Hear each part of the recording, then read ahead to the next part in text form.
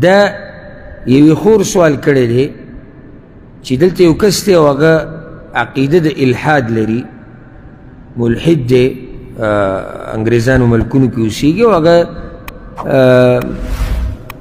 داسې خبرې کوي چې د الله نه منکر دی والعیاذ بالله، او بله دا وایي چې دا پیغمبر عربو ته راغلی دی او دا د عجمو نه دی او دا دین د عربو راویستی دی، دا د عجمو قصې نه دي او دې ته ضرورت نشتی، داسې عربو د ځان نه خبرې راویستې دي. دې سړي سره نکاح کول څنګه دي او په دې نیت چې الله وله کېدای شي هدایت ورکړي؟ الجواب، پیغمبر صلی الله علیه وسلم دا وصیت کړی دی چې اذا اتاکم من ترضون دینه، کله چې تاسو پسې دې سړی راشي د خور او لور دپاره چې تاسو یې په دین راضي نو ده سره نکاح کوئ. دا بنیاد دی، اصل به کتی کېږي دین ته.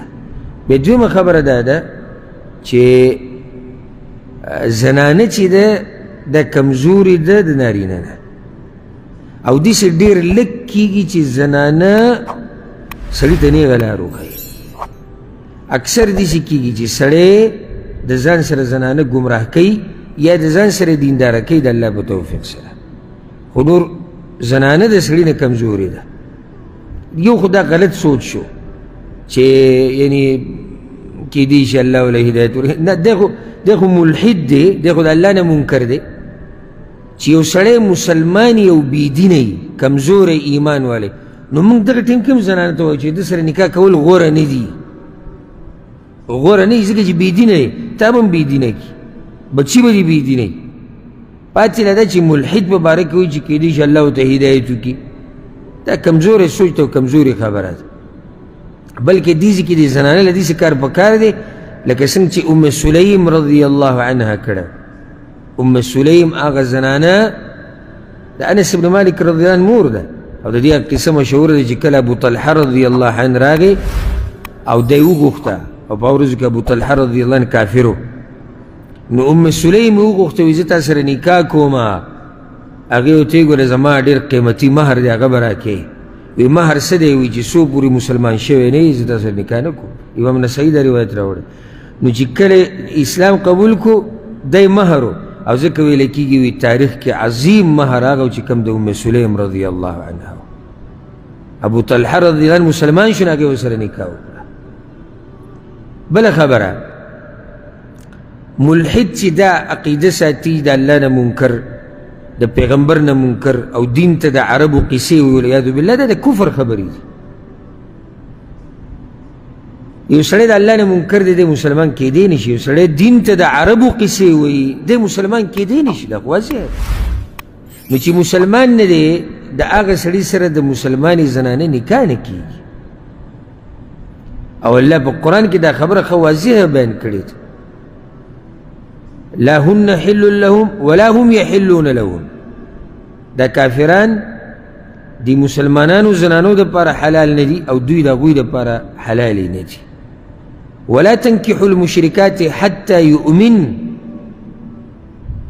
د مشرکو زنانو سره به نکاح نه کوئ، الله وایي څو پورې چې ایمان نه راوړه. ولا تنکحوا المشرکین حتی یؤمنوا، او مشرکانو نارینو له به خپله لور خور نه ورکوي چې څو پورې ایمان نه یې راوړي.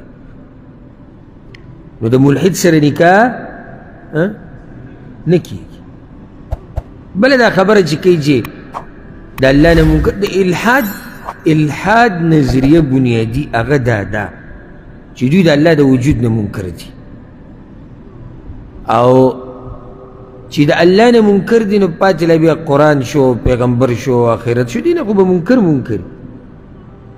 او د دې ملحدینو عقیده د دهریو په شان ده، لکه دهریو دا عقیده ده څنګه چې الله قرآن کې ذکر کړی ده وما یهلکنا الا الدهر، چې دا یو زمانه روانه ده، هېڅوک نشتی خالق والعیاذ بالله، خو زمانه روانه ده، څوک مري، څوک ژوندی کېږي، او څوک غریب کېږي، څوک مالداره کېږي، څوک بیماري.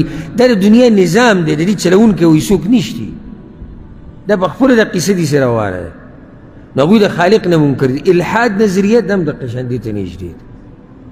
او که چېرته الله توفیق راکړو په دې باندې به زما اراده ډېر وخت نه ده، خو بس ذهن نه مې وځي. د الحاد په دې مسله باندې تفصیلي خبره کول غواړي، ځکه چې ډېر ډېر خلک خصوصا چې د انګریزانو په ملکونو کې اوسېږي د کفر په ملکونو کې هغوی د الحاد په دې نظریې کې چې راګیر شوي دي.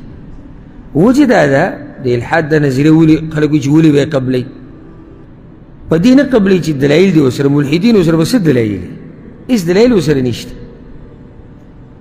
دا شیطان کوشش کوي چې تا بېدینۍ ته واړي او ستا نفس او خواهشات هم تا نه دقه غواړي. نو چې کله نفس د باندې هم لګیږي، خواهشات د باندې هم لګیږي، شیطان د باندې هم لګیږي، بیا په انسانانو کې شیطانان د ته هم لګیږي، بیا ته د کفر په ملکونو کې هم اوسېږي، بیا په دې ته پیسې هم میلاویږي، په دې ته نیشنلټي هم میلاویږي، په دې ته کاروبار هم میلاویږي. نو هغه اسباب ډېر شو چې تا دې طرف ته راکاږي او دا سړی دی بېدینه اصلاً، د ده سره نه تقوا شتي، نه علم شتي، نه ایمان شتي، دی به لازم هغه طرف ته اوړي، دی به لازم هغه طرف ته اوړي.